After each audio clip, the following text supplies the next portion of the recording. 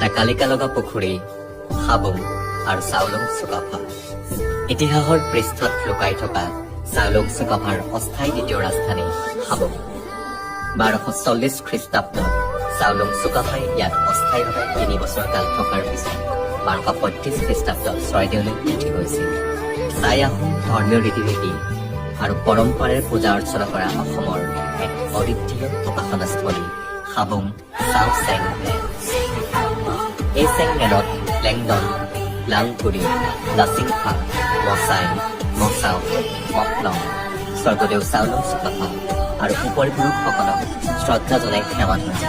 অতীজৰ পৰা চলি অহা নিয়ম অনুসৰি আপুনিও আপোনাৰ মনোকামনা পূৰণ কৰিবলৈ হাবুং চাও চেং লেনত আগবঢ়াব পাৰে ৰঙা বা বগা মতা কুকুৰা।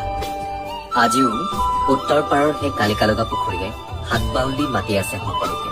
কি এই কালিকা লগা পুখুৰী? এই কথা জানিবৰ বাবে আপুনি আহিব লাগিব ধেমাজি জিলাত অৱস্থিত ঐতিহাসিক হাবুঙলৈ।